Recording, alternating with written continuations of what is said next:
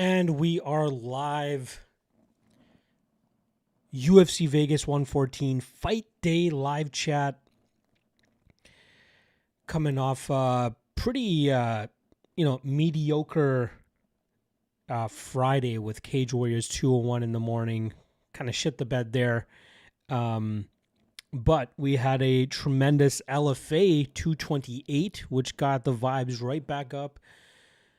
Trusting in my guy Benny Orozco pulling off the upset. I got plus 275, but I believe he closed closer to like plus 300, which again, a lot of people overlooking my guy Benny Orozco. Very happy to have cashed in on him there. And then obviously the other dogs that were able to hit, Alexandra Savacheva and Andrew Stewart making short work of Chris Ewert. So we got Cage Warriors 202 going down this morning.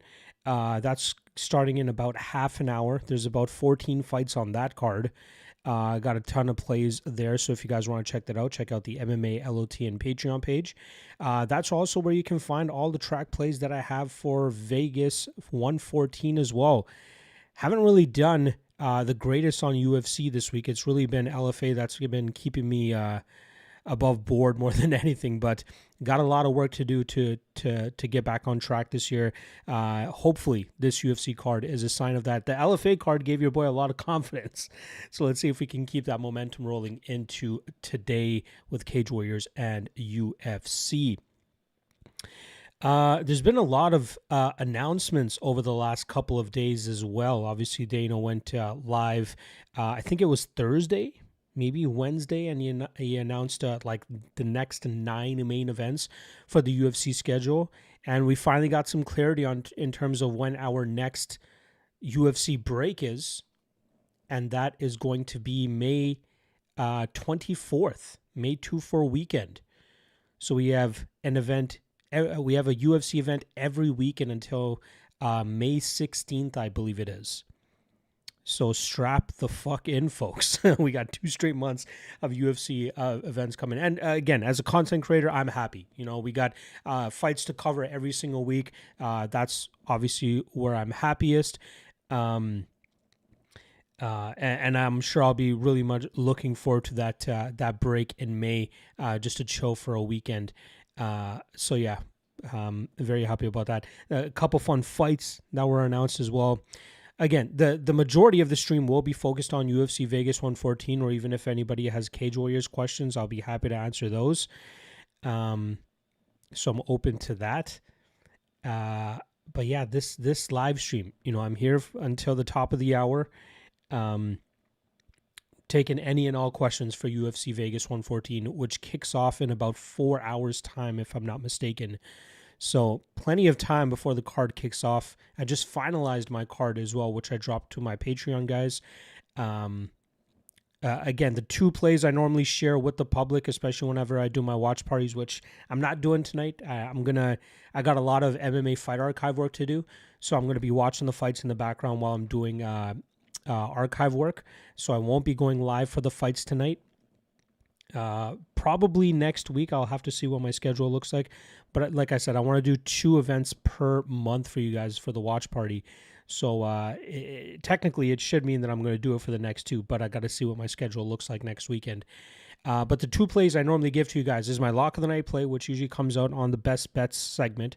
So if you're able to see that earlier this week, you guys saw that I'm going with Umar C, who I was able to get as my Lock of the Night play at minus 208 earlier in the week. He's up to about minus 280 now. So that's kind of the benefit of, you know, the Patreon folks and people getting those breakdowns earlier, is they know what my Lock of the Night play is, because more often than not, that shit takes steam. Not because of me, because,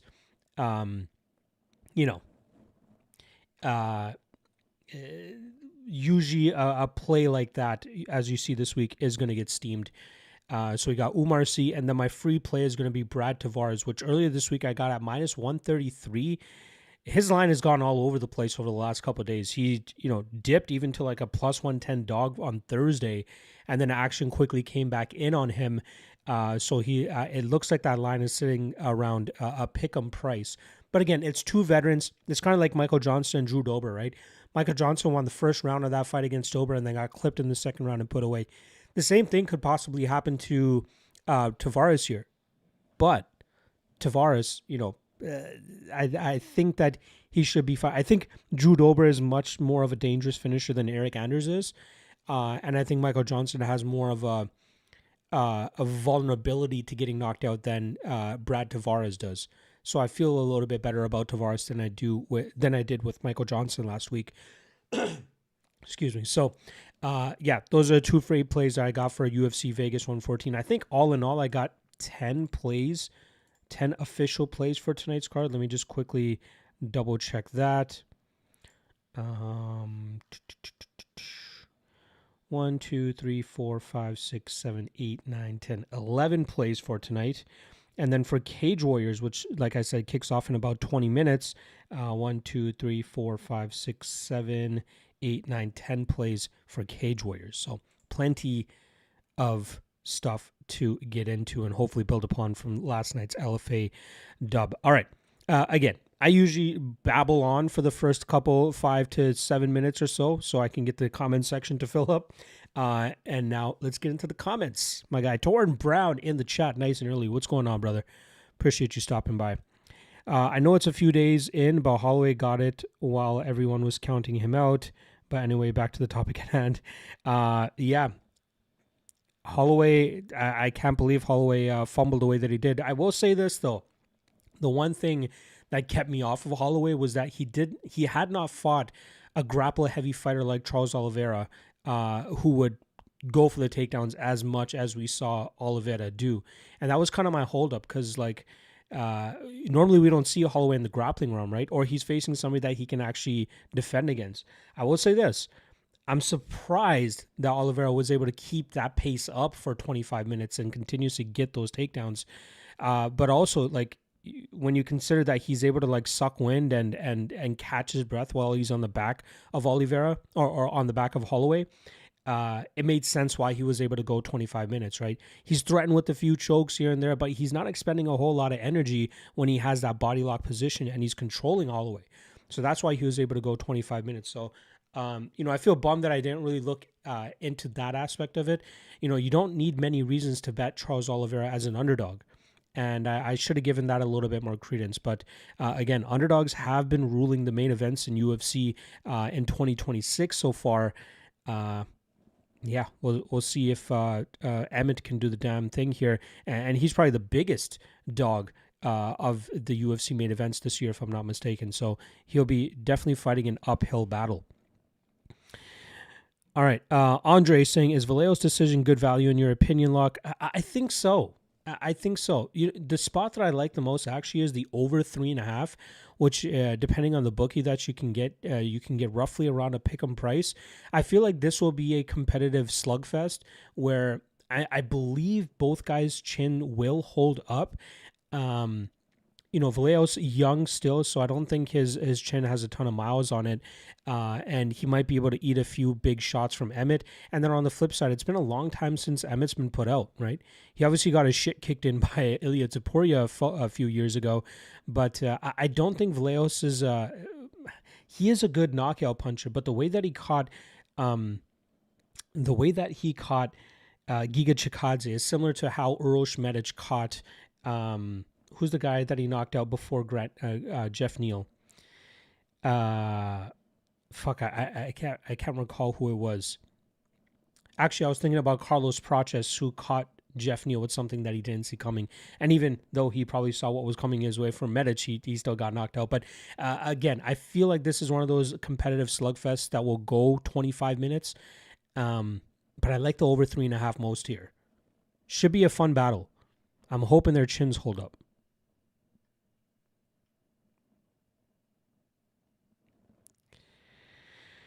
Let's see. Matthew Tyler saying Lemos by TKO skyrocketed to plus 900. I think that's a damn good spot.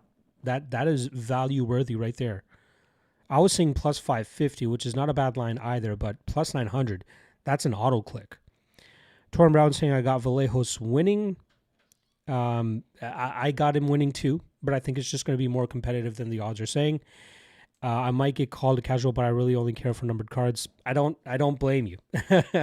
It's a tough and rugged schedule, right? It's a very tough and rugged schedule for sure. with an event every single weekend. Omar C is kind of boring. He is, but he gets the job done more often than not. And as a bettor, and as somebody looking for a lock in the right place, that's kind of what I like to see. Matthew Tower saying my bet on Vallejos to get him to plus money was Vallejos and over 3.5. I love it. I love that spot.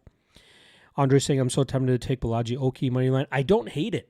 I don't hate that spot. I'm picking Sosa to win, but I think it will be more competitive than the odds indicate. I will say this though. This is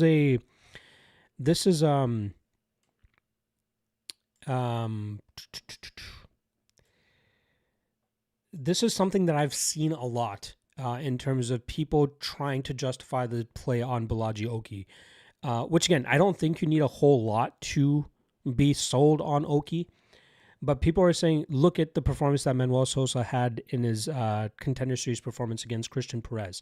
Now, Christian Perez is a striker, right? More often than not, that guy goes out there and strikes. And I thought that's where he could be competitive against Sosa. But for some reason, and for good reason, I guess, he did win the first 2 rounds on all 3 scorecards. Perez looked to grapple. And I don't think Sousa was really expecting him to grapple. There have been prior fights where Sousa's faced grapplers and his defense has looked good enough. So if you're only betting Oki because of what he looked like on the, because of what Sosa looked like on the Contender Series, I think you're straying a little bit. I think Oki, sure, mediocre grappler, but I don't think at the level that will get Sousa, the way that Perez did this past on the Contender Series. I think Sousa will be ready for that approach. I think he realizes, okay, people are going to look to try to exploit this against me, so I'm going to do my best to hone that in. But yeah, Oki, obviously big knockout power himself. He could clip Sousa, right? It's possible. And you're getting a dang good line on him. You don't need to be overly convinced for a plus 200 shot if you see the angle. Torn Brown saying everyone counted out Oliveira, saying how Holloway would run through him. Whoever the fuck said Holloway would run through Oliveira is out of their mind, right? I picked Holloway to win, but I did not say he would run through him. And I think, I don't know who the hell was saying that. There was no way that was going to happen. It was going to be competitive. Charles was winning on the feet to landing the more powerful shots. I think the threat of the takedown caused Holloway to freeze up a little bit more. But yeah, Charles was looking very good on the feet too. Matthew saying Oliveira by decision was plus 1,200. Had that in a parlay that hit. Good shit, Matthew. That's a contrarian take more than anything, and you're able to cash it. So good shit there. Andre saying that's true, bro. I fell for a narrative, man. It was easy to forget. Charles tried grappling Ilya. It just didn't work out. Well, if you guys remember what Charles did to Tony Ferguson, right? I know the sentiment on Ferguson is not that high, but Ferguson could do nothing against the BJJ of Oliveira. And when Oliveira wants to go out there and just grapple fuck a dude, he could probably do that. He's so strong for 155 pounds, right? This guy, I don't know if he's taking the right vitamins or whatever it is, but yeah, we'll see. We'll see. Torrent saying, yeah, Gaethje was underdog in the Patty fight too and prove everyone wrong. Yep, that's right. I miss Goldie. Appreciate you stopping by. Just do Pereira Rodriguez by decision. Petrino inside the distance and Delgado. I don't like the Rodriguez spot. I like Sam Hughes. The first fight was very competitive. There is an argument that, Sam Hughes probably won round 1. I saw people giving Rodriguez that round because she landed 2 takedowns, but she didn't do anything with that damage. And again, that fight was in October of 2022. Scoring has changed since then. They are not giving as much emphasis to fighters landing takedowns. They need to land takedowns and do damage. But Hughes nullified all that. She got back to her feet. She got on the gas. So if that was scored again, maybe you give that fight to Hughes. So I don't mind her as an underdog here. Torn Brown saying Emmett needs to retire. I don't know, man. He is 1-4, but look at the guys he's losing against, right? Yusuf Zalal may be the lowest level of those guys, but even Zalal is on a career resurgence, absolutely killing it, and is main eventing in a few months, right? Against Aljamain Sterling. And we know Emmett's kind of kryptonite has been BJJ specialist. Yair Rodriguez was able to submit him. Yusuf Zalal was able to submit him. I don't think Kevin Vallejos has that in his back pocket. So stylistically speaking, this could be interesting. I miss Goldie saying Muslim Sadiklov. Yeah, you're talking about the Medic fight, but I got it confused with Carlos Praches. Because I was thinking about guys that like don't normally get knocked out, but then they get caught by things they don't see coming. And Jeff Neal got caught with that spinning back elbow, I think, or back fist by Carlos Prates and got put out. But then he got put out by Uros Medic. So like, I was pointing towards Emmett would have to get hit by something he didn't really see coming. But we'll see. Should be a fun scrap regardless. Let's be serious saying 3-step lock. I got earlier in the week Delgado, Robertson, Vallejos. Plus 125. Not too shabby. I'm against you on the Robertson side. I think Lemos's physicality will allow her to keep this fight standing or at least nullify most of Robertson's grappling and then outdamage her, maybe even going to a knockout. Odds are way wider than I expected them to be. It's surprising that a lot of people think that Robertson runs through Lemos. I get it. You know, her kryptonite is usually grappling, but I don't know if Robertson has the physicality to really implement that style. We'll see. And don't count out Lemos being the one that looks to out-grapple Robertson, right? She did it against Yasmin Lucindo, albeit Robertson better BJJ specialist than Lucindo, but maybe Lucindo better wrestler than Robertson. So will be an interesting way to see how that goes down. I'm Miss Goldie saying hopefully Robertson loses. Her striking is so bad. That's kind of where I'm leaning.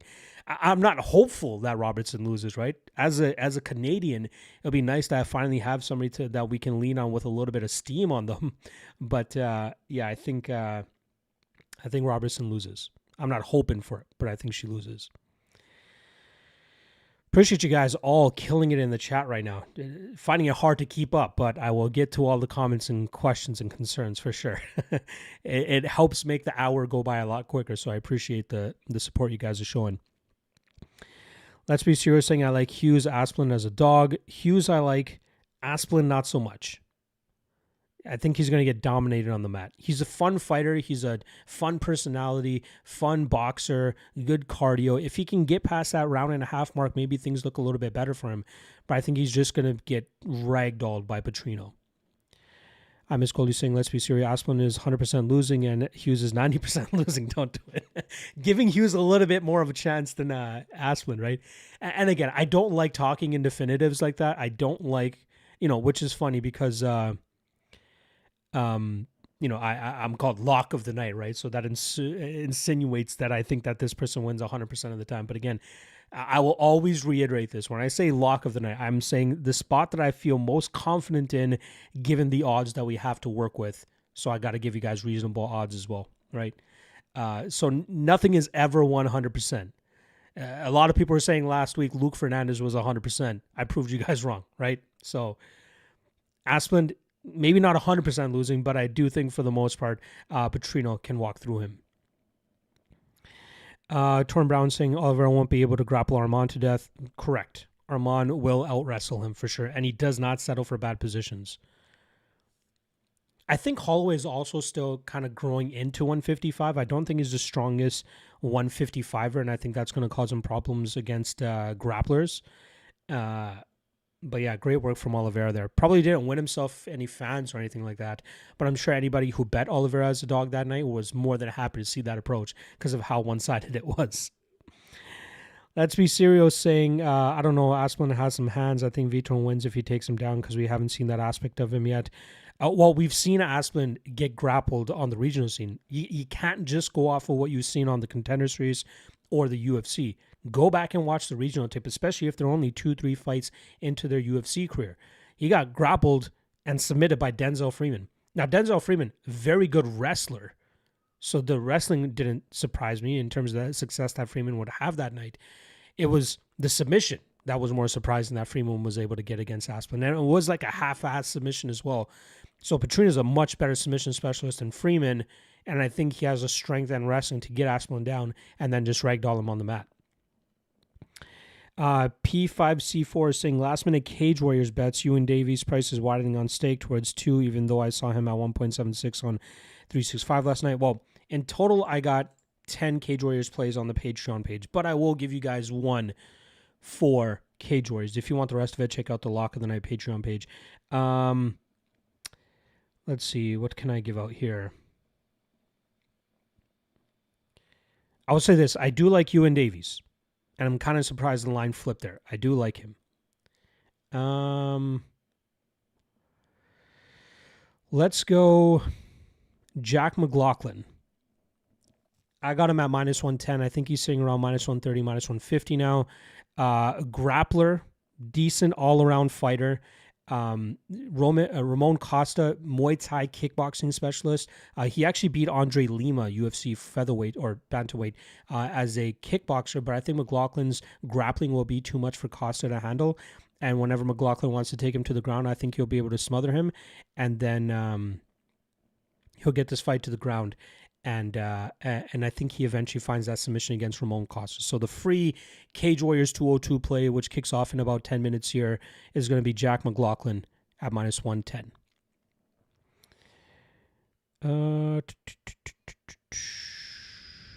I miss Goldie saying Asplin's volume will only get him dropped. Asplin's volume, again, I don't think he's a...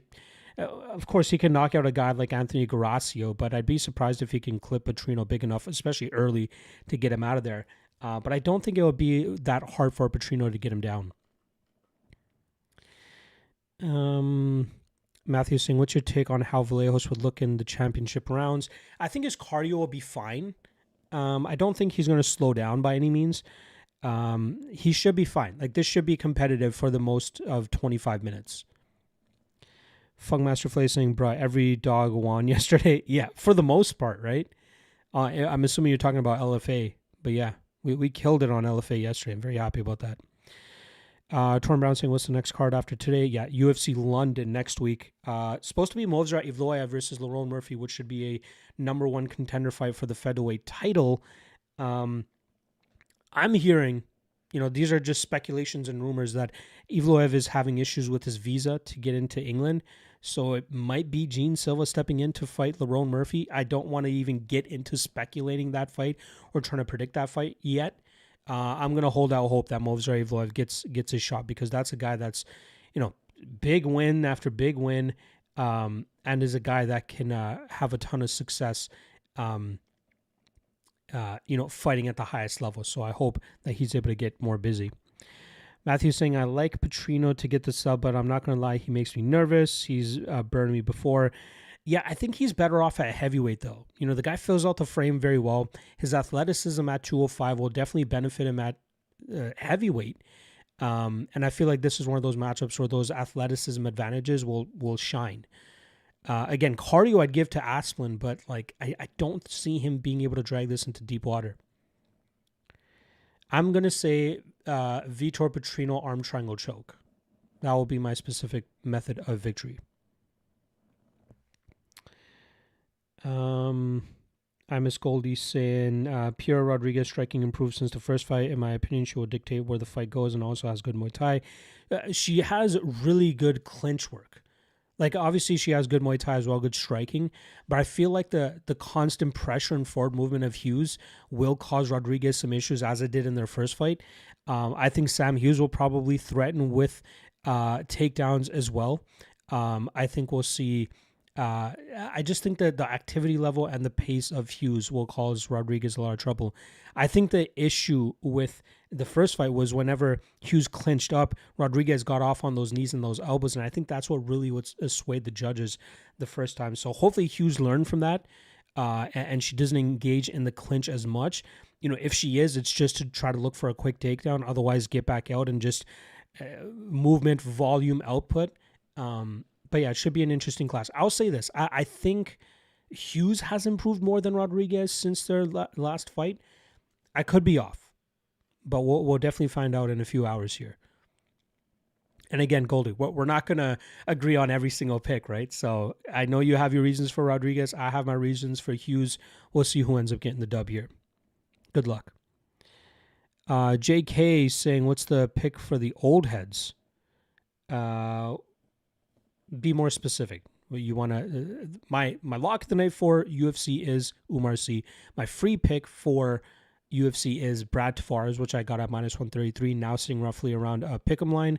And then I got 10 more other plays that I got for UFC, which you'll find on the lock of the night Patreon page. Brad Tavares decision, I think. Yes, I like Brad Tavares. PC, No worries. Hopefully Jack comes through. I apologize if he doesn't, but I feel like for the matchup and the odds, I think that's a good enough spot. Goldie saying, no, Evloev already tweeted he's fine. Okay, perfect. Wonderful. Very happy to hear that. Patrick Davis saying, strongest conviction on the card, just jumping in for a moment and looking for knowledge. I'll rewatch your other content before the fight. Haven't done much homework this week. Again, Patrick, I'll just reiterate what I said. Lock on the night is Umar Siu, which I got minus 208 earlier this week. He's sitting at minus 280 now, so maybe a little bit chalky. Maybe you want to throw him into a parlay, but I feel strongest about him. And my free pick would be Brad Tavares, which I think I put at a roughly around like a 7 out of 10 confidence. Should be able to outstrike Eric Anders and stop the takedowns, and hopefully his chin holds up as well. Thomas Sevilla saying, Vamos El Chino. Well, vamos. I hope he wins, but I hope he wins over 3.5 rounds. Wink, wink. Matthew saying, early thoughts on Aljo versus Zalal. I'm looking forward to that one. Yeah, that's an interesting one. Aljo's grappling is just so hard to deal with. Zalal has made a ton of improvements as well. I think he's the better striker as well. I don't know. Pre-tape, I lean Sterling ever so slightly because once he gets the grappling going, he's so hard to deal with. But I'm very impressed with the improvements that Zalal has made recently too. Excuse me. Especially with his grappling. So, I don't know. Maybe I lean Zalal. I'm so on the fence. So I do this article or this post on my Patreon page called the UFC Fight Forecast, where I have every single announced matchup listed, and then I give my early pre-tape leans and confidence with it. And I think I put Sterling as a 1 out of 10 confidence as my early lean there. But the more I think about it, maybe Zalal. Again, better striker, improved grappling, maybe better cardio as well, and that could definitely come into play. But I'd love to see the odds on that fight. Yeah, I'm very much still on the fence about that one. Goldie saying Aljo's striking defense against Ortega in them later rounds looked embarrassing. Yeah, if you're getting outstruck by Ortega, that's a big no-no. I know that's a huge no-no. So yeah, maybe Zalal is a play. Who knows? I'd be interested to see if you guys know what the odds are. If you guys have seen any odds for that Zalal and Aljo fight, please drop them below. Kirkio saying, who should I be betting on the Tavares fight? I like Tavares. I'm going Tavares. JK saying Anders the old guy fight. Oh, that's the one that you're talking about. Yeah, I like Tavares there. Anders could crack him. It's possible, but I think that Tavares, again, even in the fights where he has when he's getting TKO'd, like he's all there. He's not getting knocked out, right? There are some controversial stoppages that he's been a part of as well. His chin is obviously not as good as it used to be, but I feel like this is one of those spots where he might be able to handle the shots of Anders, counter strike effectively, get away from the clinch. But I like Tavares. Torn Brown saying, I know you might agree, but I think Holloway should consider a move back to featherweight, considering Volk could be potentially retiring soon. 145 is wide open. Max has a good enough chance of becoming champ. I agree. I don't think he has to make a decision, right? Either you're going to bulk up to be strong enough for 155 pounds so you don't get ragdolled like you did against Charles, or you stay the size you are so that you can still comfortably make 145 pounds.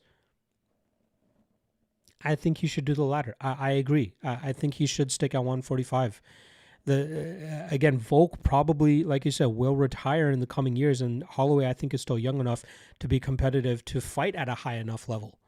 So, yeah, I like the idea of Holloway fighting at 145, and with the crop of guys that are on the come up, there are a ton of fresh matchups for him as well, right? Just don't put him up against Movsar Evloev, right?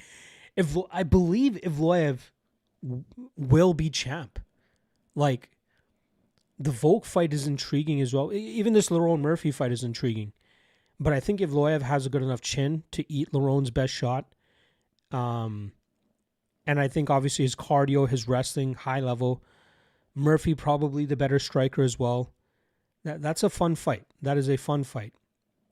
So, yeah, I think Evloev, uncrowned champ of the division, but we'll see if he can stay active. That's been his big issue, right? Like I could be wrong. I'm trying to think off the top of my head. I think his last fight was January of last year, where he out wrestled Aljamain Sterling, and then he was scheduled to fight Aaron Pico, and then hopped out and Lerone Murphy jumped in. Which, poor Lerone Murphy, right? He's already kind of made a case for himself to earn a title shot, and steps in for Movsar Evloev, knocks out Aaron Pico in devastating fashion, and now has to fight Movsar Evloev to earn his title shot. So, yeah. Tron Brown saying, to be honest, bro, I feel Holloway should have made the move to featherweight sooner, maybe like around 2021 at the point his body would have grown into the division. I'm assuming you meant move to lightweight in 2021. Yeah, that could be true. That could be true. He's kind of jumped between the two. Well, not a whole lot, but he had that fight at 155 with Dustin Poirier back at was it UFC 247? Let me see if my knowledge is still up to date here. Nope, not 247. When was Gastelum versus Adesanya? 236, UFC 236. Yeah, Holloway Poirier was the main event that night for the, I believe, interim lightweight title. And when was that fight? That fight was April 2019. So we're talking, 7 years ago that he had last fought at lightweight, before obviously coming up and fighting Justin Gaethje the way that he did, and then rematching Poirier as well.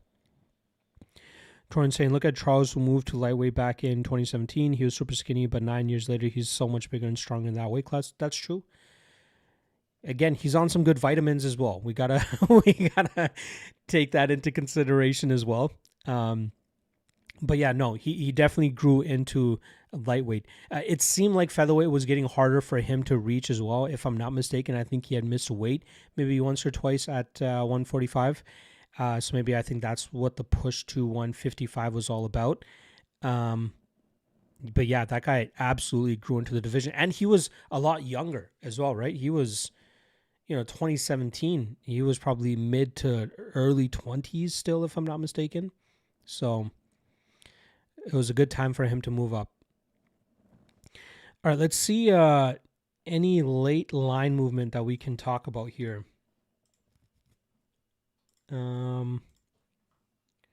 Let's see. I'm just doing it off memory because I usually remember what fighters that are at throughout fight week. So Charles Johnson is a guy that was like minus 210, 215 earlier in the week. Got bet down to minus 150, which is what I saw last night. Now he's back up to minus 170, so some love coming in on him there. Eric Anders, Brad Tavares, that's a fight that's been having some weird line movement as well, where, earlier in the week, minus 135 for Brad Tavares. Thursday, drops down to plus 110, comes back up to about minus 115 yesterday. Now he's down to plus 110. So there seems to be a lot of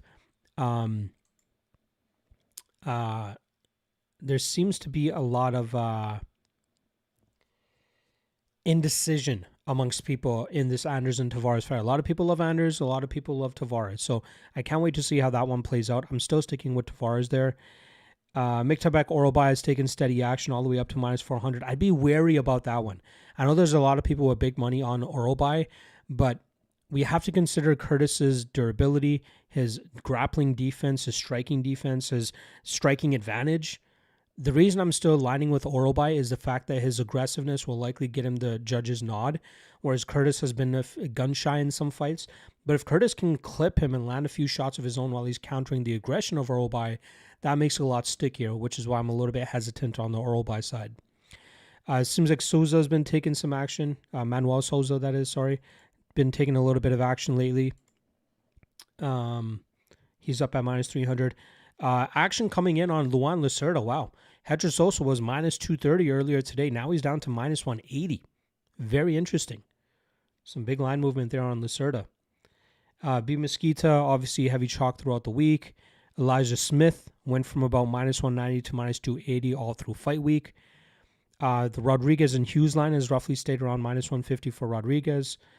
Vallejos been hovering around minus 500, minus 650, now sitting at minus 550. Robertson has been taking some action over the last 48 hours. That was roughly around minus 190. Now she's at minus 245. Umar C taking steady action all through fight week. Like I said, I got minus 208 earlier this week. Now he's sitting at minus 300, and I think for good reason. Jose Delgado taking a lot of action as well. Minus 265 earlier in the week. Now sitting at minus 450. Marwan Rahiki roughly sitting around minus 250. More action coming in on Jillian Robertson, as I was saying that she's at 255 now. And then Vitor Petrino, minus 250 earlier in the week, now sitting at minus 200. So some love coming in on Asplund. Torn Brown saying, look at Charles who moved. Oh, sorry. Charles was 27 when he came to lightweight. Interesting. I don't know why I thought he was early, but still, that's young enough. Body's still growing at that point, right? Torrin says, I got Brad Tavares. I'm with you there. P5C5 saying, I'm assuming you mean Sahota. Plus 110. Yeah, I'm kind of surprised that he's the dog.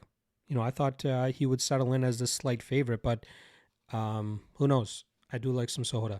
I believe the Cage Warriors fight did start.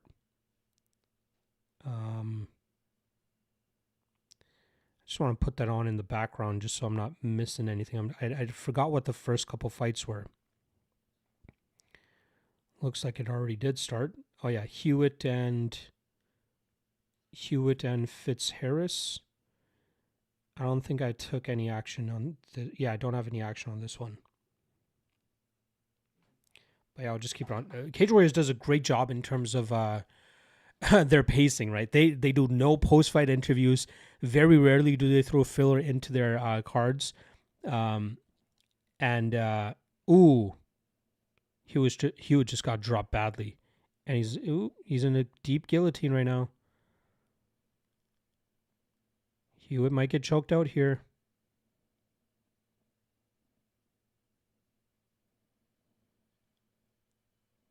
That was my issue with Hewitt. I predicted him to win, but his striking defense is sketchy, man. He gets clipped and hurt a lot in his fights. But he's a good Muay Thai specialist, good body kicks that he often is able to land on his opponents, but he makes some bonehead mistakes with his striking defense. Yeah, sorry, I don't want to focus too much on there. He is looking like he's surviving this guillotine attempt from Fitzharris.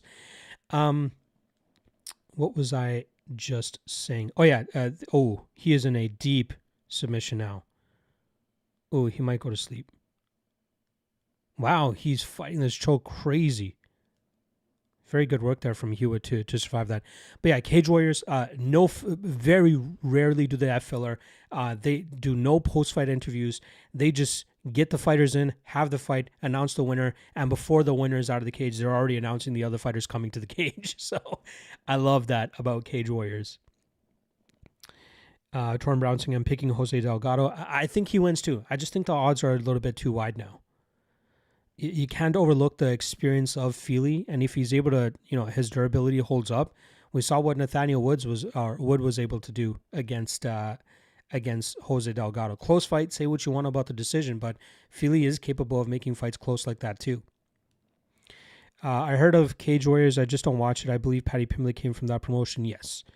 Cage Warriors and LFA are the two developmental leagues I would highly suggest that you watch if you want to be familiar with these fighters before they get to the UFC or the Contender Series. Those two are the best promotions. They do a great job in terms of building their prospects up eventually to the point that they either get signed straight to the UFC or get signed to the Contender Series. Some of them end up going to PFL as well, but they're a great promotion, great production value. They're easy to watch on Fight Pass. Obviously, LFA going a different way now, but still worthy of watching. Other promotions that I enjoy watching, KSW, Octagon, which is a European-based promotion. Those promotions pull huge crowds in Europe. They have die-hard fan bases. They have a great crop of talent there. Most of them guys that have come up on that scene and end up staying there because they get paid enough. Obviously, some of them want to come over to the UFC, just as we saw Robert Ruchala and who's the other guy? Jakub Vikwac. Both those guys, former champions in KSW, came to the UFC. So, those guys, KSW and Octagon, sell way more tickets than PFL.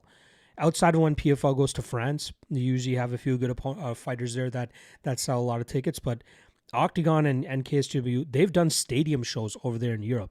They got some decent talent. They got a very entertaining style. Not to mention, especially for KSW, I do not think they drug test. A lot of those guys look like they are roided the fuck up. It's crazy, but it makes for some fun fights as well. So, yeah, if you're gonna watch anything outside of the UFC and PFL, I would recommend LFA, Cage Warriors to get familiar with some of these prospects before they make it to the big leagues, and then KSW and Octagon as well. Matthew saying, I watched a couple of Tough Enough prelims yesterday. Not the highest quality of fighters in the few fights I saw. I like 2-minute rounds though. Yeah, those are amateur fights if I'm not mistaken. Wow, Huey got dropped again.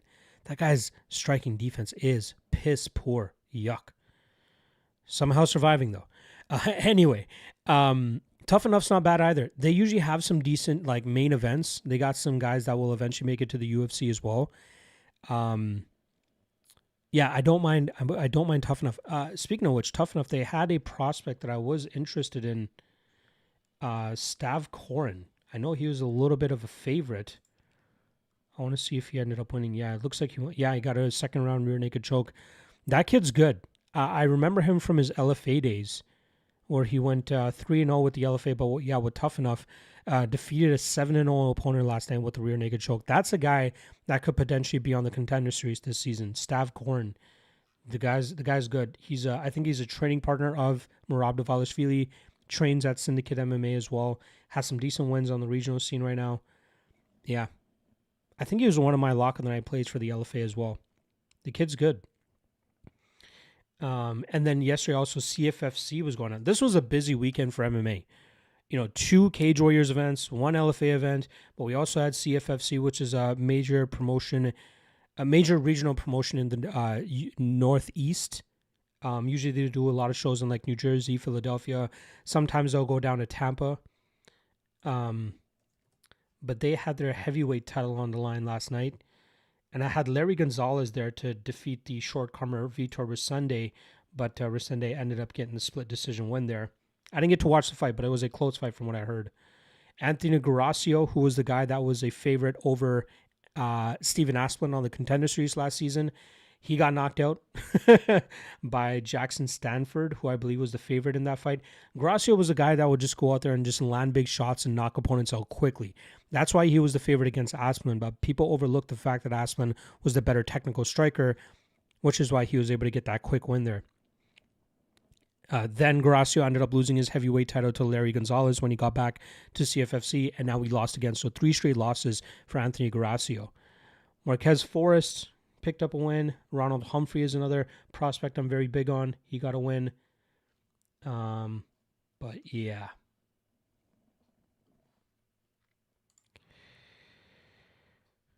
Matthew Towler saying, did you put any futures in for end of? No, I don't really lean in too much to those ones, those future props. Like I'll entertain them. I think it was actually you, Matthew, who messaged me at the beginning of the year to ask my thoughts on some of the end of year champions. Personally myself, I don't really look to get to that too much myself. Do you live in the northeast part of the United States? No, I'm actually up in Canada.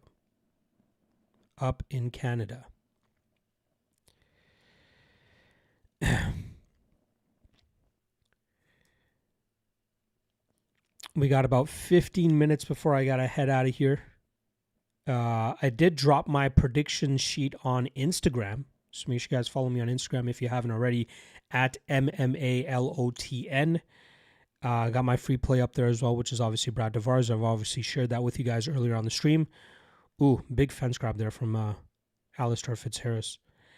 And also, not just my prediction sheet, but my Locky review. That's a post that I drop every Thursday where I do my main event forecast. So I give you guys just a quick blurb on what I think is going to happen in the main event.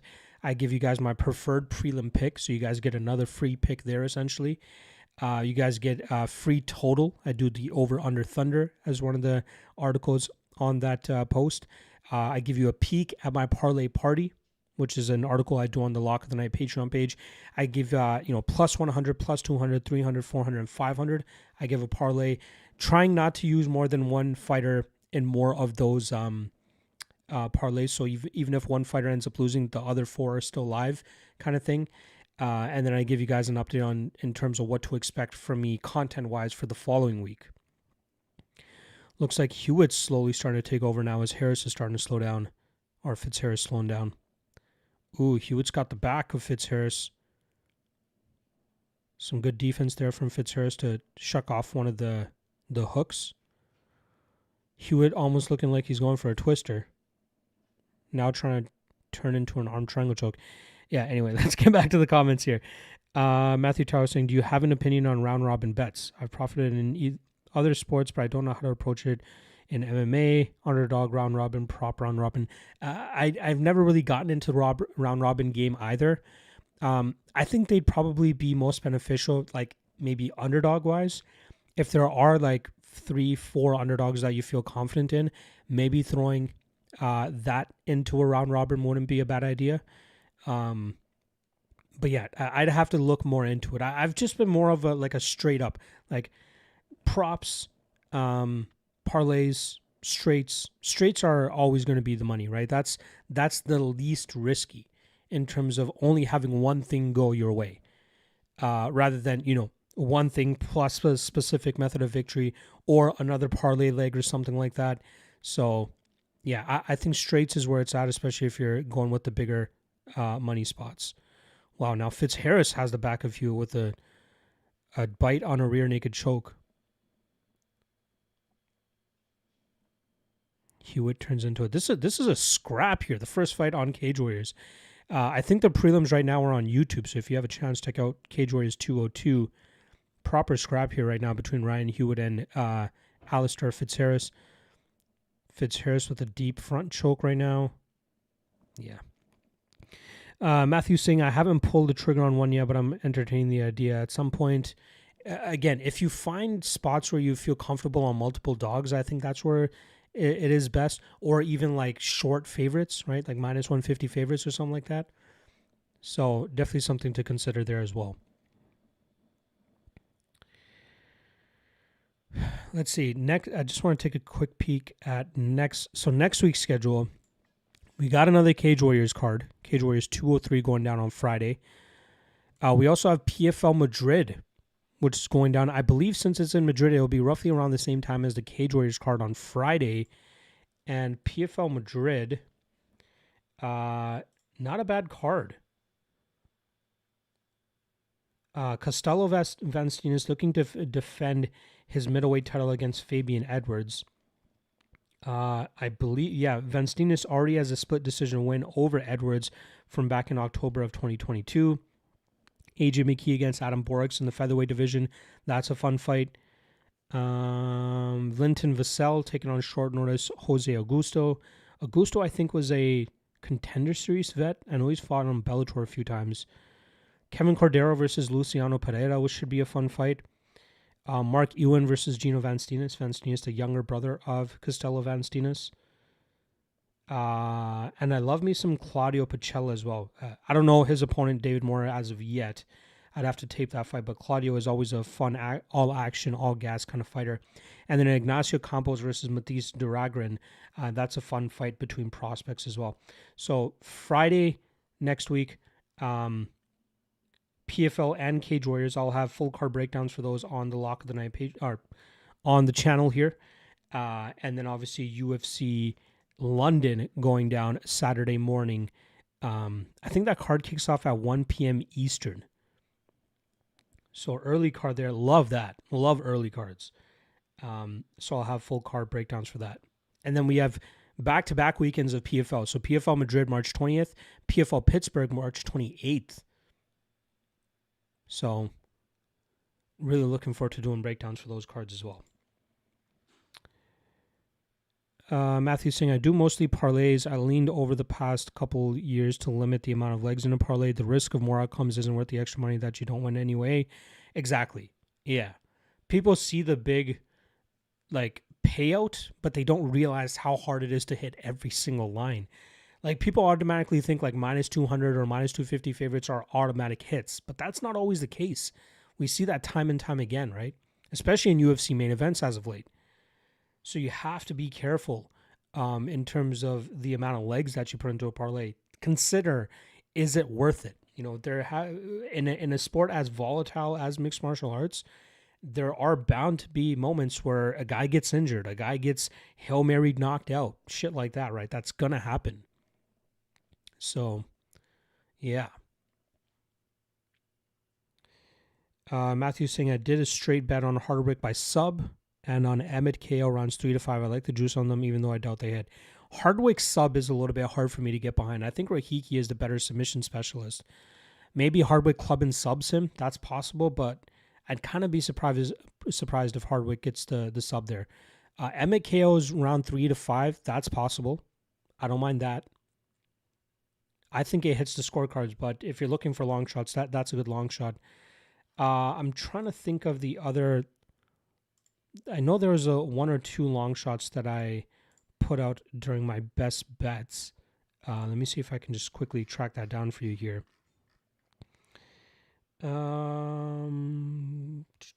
Lemos KO.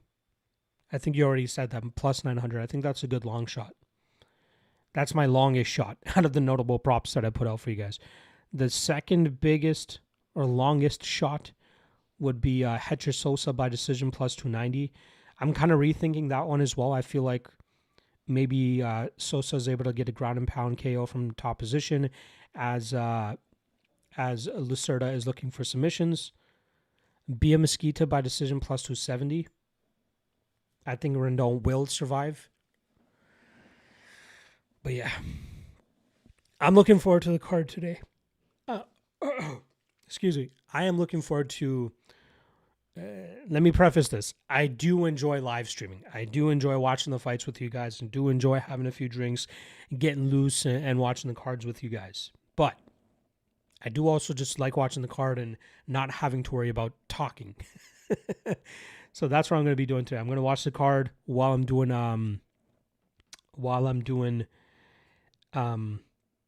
fight archive updates, because I need to do a ton of updates there. Obviously, we had an issue with the archive with Fight Pass links for people in the US. That's been a little bit of an issue, so I gotta figure that one out, come to a solution for that. So yeah, plenty of work to do on the archive while I'm watching the fights here. Does Vallejos exchange in the pocket with Emmett? Emmett by KO sits at plus 800, but I'm not making another bet on Emmett. I think he will. Like, I think for Vallejos to have success, he's going to have to exchange in the pocket. That's his style. This guy loves gunfights. This guy loves to sling it out.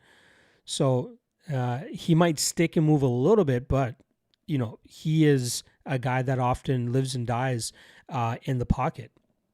So... The reason I kind of believe in his durability is he was able to eat those big shots from John Silva for 15 minutes straight. That was a fun fight too, if you guys remember that one. So, yeah, I think there will be some pocket exchanges, but I think their durability should hold up.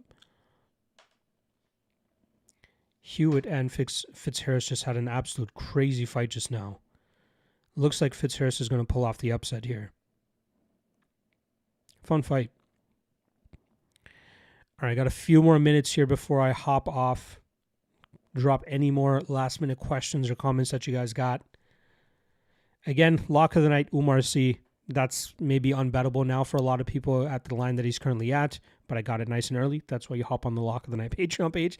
And then the free pick is going to be Brad Tavares, which I got minus 133 earlier in the week. Now he's sitting at plus money. So, yeah, at least you get a better line on that. We'll see if the free play can hit for us there.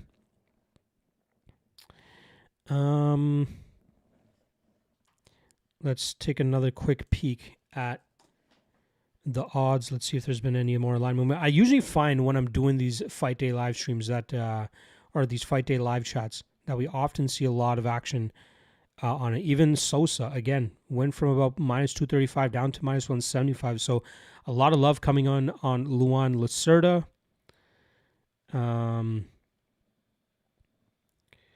Yeah, that seems to be it from the last time that I spoke about it. Excuse me. And I'll say this. I hate, absolutely despise the rage baity, vague posting style that Twitter has gotten into over the last like year and a half, which is why I try not to spend as much time on there anymore, or I haven't for the last several years. But like, I mainly am on there to keep up with the news and fight announcements and stuff like that. But I often see people rage baiting, like, when there is big line movement on a fight, they just automatically, oh, it's fucking fight fixing. There's something going on. Somebody's injured. No, that's not always the case. And, like, well, somebody will post that and then somebody will be like, oh, do you think something suspicious is going on? Then the person will reply, nah, I just want to state that. But then in like their main post, they'll put, fight fixing alert or something like that.